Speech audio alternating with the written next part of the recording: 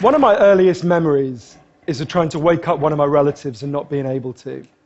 And I was just a little kid, so I didn't really understand why. But as I got older, I realized we had drug addiction in my family, including later cocaine addiction. And I've been thinking about it a lot lately, partly because it's now exactly 100 years since drugs were first banned in the United States and Britain, and we then imposed that on the rest of the world. It's a century since we made this really fateful decision to take addicts and punish them and make them suffer because we believed that would deter them, it would give them an incentive to stop. And a few years ago, I was looking at some of the addicts in my life who I love and trying to figure out if there was some way to help them.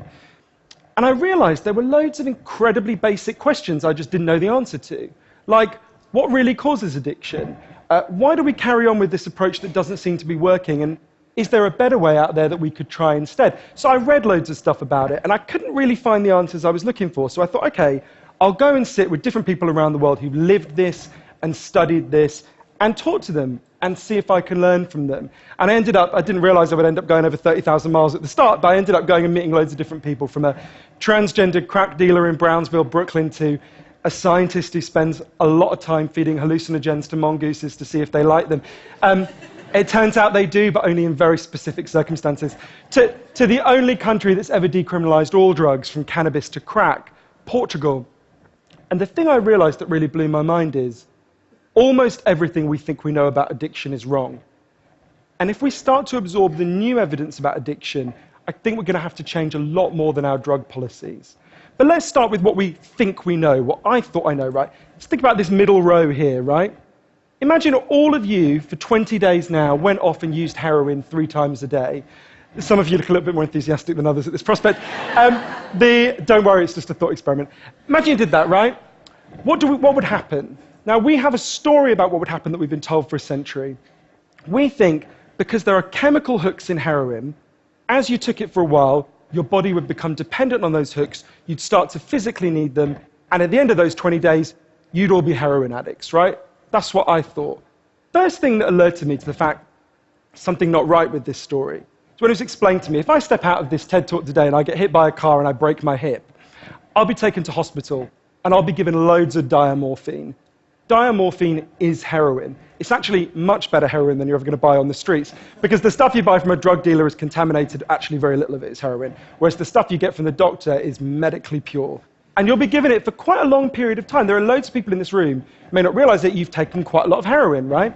And anyone watching this anywhere in the world, this is happening. And if what we believe about addiction is right, those people are exposed to all those chemical hooks. What should happen? They should become addicts. This has been studied really carefully. It doesn't happen. You will have noticed if your grandmother had a hip replacement, she didn't come out as a junkie. And when I learned this, it just seemed so weird to me, so contrary to everything I'd been told, everything I thought I knew. I just thought it couldn't be right. Until I went and met a man called Bruce Alexander, who's a professor of psychology in Vancouver, who carried out an incredible experiment that I think really helps us to understand this issue. Professor Alexander explained to me, the idea of addiction we've all got in our heads, that story, comes partly from a series of experiments that were done earlier in the 20th century. They're really simple experiments. You can do them tonight when you go home if you feel a little bit sadistic. You get a rat and you put it in a cage, and you give it 2 water bottles. One is just water, and the other is water laced with either heroin or cocaine. If you do that, the rat will almost always prefer the drugged water and almost always kill itself quite quickly. So there you go, right? That's how we think it works. In the 70s, Professor Alexander comes along and he looks at this experiment and he noticed something. He said, we're putting the rat in an empty cage. It's got nothing to do except use these drugs. Let's try something a bit different. So Professor Alexander built a cage that he called Rat Park, which is basically heaven for rats, right? They've got loads of cheese, they've got loads of colored balls, they've got loads of tunnels. Crucially, they've got loads of friends, they can have loads of sex, and they've got both the water bottles, the normal water and the drugged water. But here's the fascinating thing. In Rat Park, they don't like the drugged water. They almost never use it. None of them ever use it compulsively. None of them ever overdose. You go from almost 100% overdose when they're isolated to 0% overdose when they have happy and connected lives. Now, when he first saw this, Professor Alexander thought, maybe this is just a thing about rats. They're quite different to us, maybe not as different as we'd like, but, But fortunately, there was a human experiment into the exact same principle happening at the exact same time. It was called the Vietnam War. In Vietnam, 20% of all American troops were using loads of heroin. And if you look at the news reports from the time, they were really worried because they thought, my God, we're going to have hundreds of thousands of junkies on the streets of the United States when the war ends. It made total sense. Now, those soldiers who were using loads of heroin were followed home. The Archives of General Psychiatry did a really detailed study, and what happened to them? It turns out they didn't go to rehab. They didn't go into withdrawal. 95% of them just stopped. Now, if you believe the story about chemical hooks, that makes absolutely no sense. But Professor Alexander began to think there might be a different story about addiction. He said, what if addiction isn't about your chemical hooks? What if addiction is about your cage? What if addiction is an adaptation to your environment? Looking at this, there was another professor called Peter Cohen in the Netherlands who said, maybe we shouldn't even call it addiction. Maybe we should call it bonding. Human beings have a natural and innate need to bond. And when we're happy and healthy, we'll bond and connect with each other. But if you can't do that because you're traumatized or isolated or beaten down by life, you will bond with something that will give you some sense of relief. Now, that might be gambling, that might be pornography, that might be cocaine, that might be cannabis, but you will bond and connect with something because that's our nature. That's what we want as human beings. And I think, at first I found this quite a difficult thing to get my head around, but one way that helped me to think about it is, and I can see, I've got over by my seat there a bottle of water, right? I'm looking at lots of you, and lots of you have bottles of water with you, right? Forget drugs, forget the drug war. Totally legally, all of those bottles of water could be bottles of vodka, right? We could all be getting drunk, I might after this. But we're not, right? Now, because you've been able to afford the approximately a gazillion pounds that it costs to get into a TED Talk, I'm guessing you guys could afford to be drinking vodka for the next 6 months. You wouldn't end up homeless. You're not going to do that. And the reason you're not going to do that is not because anyone's stopping you. It's because you've got bonds and connections that you want to be present for. You've got work you love. You've got people you love. You've got healthy relationships. And a core part of addiction, I came to think, and I believe the evidence suggests, is about not being able to bear to be present in your life. Now, this has really significant implications. The most obvious implications are for the war on drugs, right? In Arizona, I went out with a group of women who were made to wear T-shirts saying I was a drug addict and go out on chain gangs and dig graves while members of the public could jeer at them.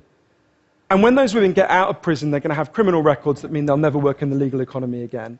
Now, that's a very extreme example, obviously, in the case of the chain gang, but actually almost everywhere in the world we treat addicts to some degree like that. We punish them, we shame them, we give them criminal records, we put barriers between them reconnecting.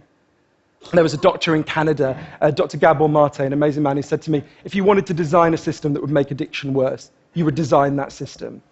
Now, there's a place that decided to do the exact opposite, and I went there to see how it worked. In the year 2000, Portugal had one of the worst drug problems in Europe. 1% of the population was addicted to heroin, which is kind of mind-blowing. And every year, they tried the American way more and more. They punished people and stigmatized them and shamed them more. And every year, the problem got worse. And one day, the Prime Minister and the leader of the opposition got together and basically said, look, we can't go on with a country where we're having ever more people becoming heroin addicts. Let's set up a panel of scientists and doctors to figure out what would genuinely solve the problem. And they set up a panel led by an amazing man called Dr. João Goulão to look at all this new evidence. And they came back and they said, decriminalize all drugs, from cannabis to crack. But, and this is the crucial next step, take all the money we used to spend on cutting addicts off, on disconnecting them, and spend it instead on reconnecting them with the society. And that's not really what we think of. What they did wasn't really what we think of as drug treatment in the United States and Britain. So they do residential rehab, they do psychological therapy that does have some value. But the biggest thing they did was the complete opposite of what we do. A massive program of job creation for addicts and microloans for addicts to set up small businesses. So say you used to be a mechanic. When you're ready, they go to a garage and they'll say, if you employ this guy for a year, we'll pay half his wages. The goal was to make sure that every addict in Portugal had something to get out of bed for in the morning. And when I went and met the addicts in Portugal, it was fascinating. What they said is, as they rediscovered purpose, they rediscovered bonds and relationships with the wider society. It'll be 15 years this year since that experiment began, and the results are in. injecting drug use is down in Portugal, according to the British Journal of Criminology, by 50%, 50%. Overdose is massively down. HIV is massively down among addicts. Addiction in every study is significantly down. One of the ways you know it's worked so well is that almost nobody in Portugal wants to go back to the old system.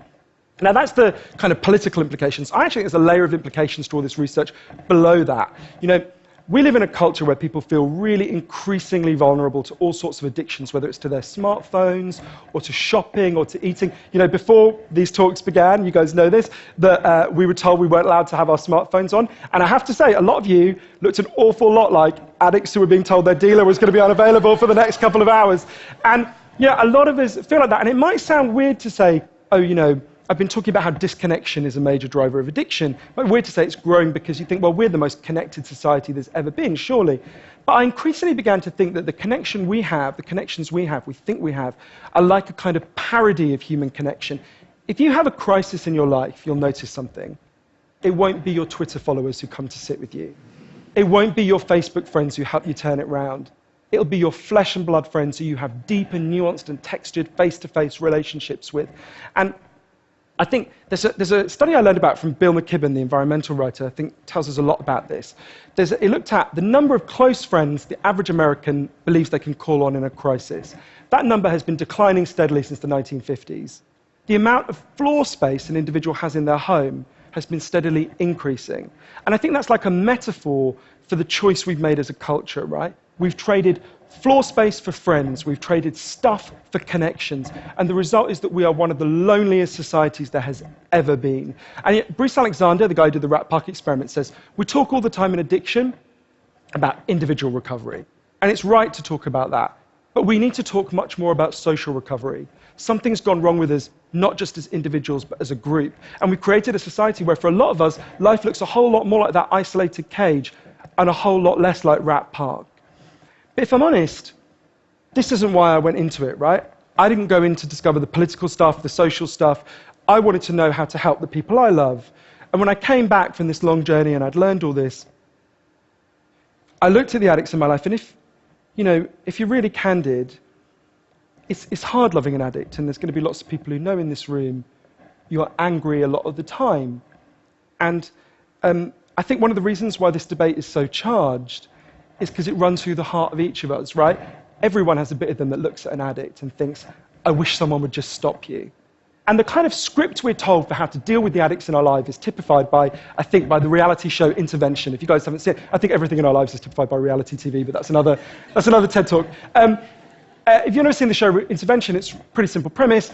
You get an addict, all the people in their life, gather them together, and say, if you don't shape up, confront them with what they're doing, and they say, if you don't shape up, we're going to cut you off, right? So what they do is they take the connection to the addict and they threaten it. They make it contingent on the addict behaving the way they want.